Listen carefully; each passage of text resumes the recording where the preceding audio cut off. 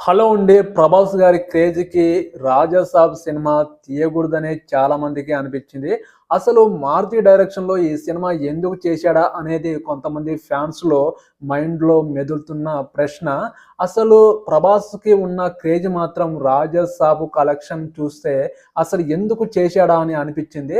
'బాహుబలి' తర్వాత 'ప్రభాస్' క్రేజ్ అనేది pan Indian లెవెల్‌లో ఒక స్టార్‌గా వెలుగొందాడు. ఆ తర్వాత నుంచి కొన్ని సినిమాలు చేశాడు గానీ అవి భారీ డిజాస్టర్‌లు అయ్యాయి.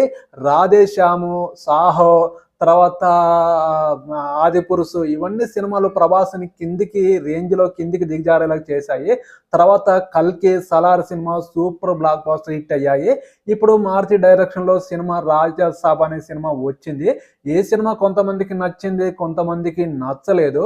కానీ ఈ సినిమా అసలు చేయకుండా ఉంటే బాగుండేది. 'ప్రభాస్' క్రేజ్‌కి ఇలాంటి డైరెక్టర్ల చేతిలో సినిమాలు తీసి క్రేజ్‌ని వేస్ట్ చేసుకోవడం ఎందుకు? మంచి డైరెక్టర్లు హిట్ ఉన్న డైరెక్టర్లకి సినిమా ఆఫర్‌లు ఇస్తే ఖచ్చితంగా హిట్ ఇస్తారు.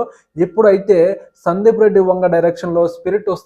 'అను రావిపూడి' డైరెక్షన్‌లో 'ఫౌజీ' వస్తుంది. ఈ సినిమాలు ఖచ్చితంగా బ్లాక్ బస్టర్ హిట్ అయ్యే దిశగా కనిపిస్తున్నాయి.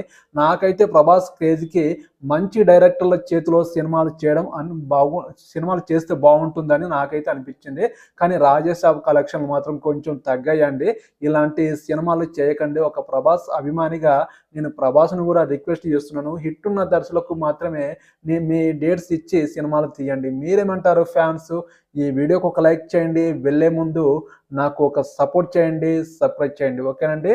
బాయ్.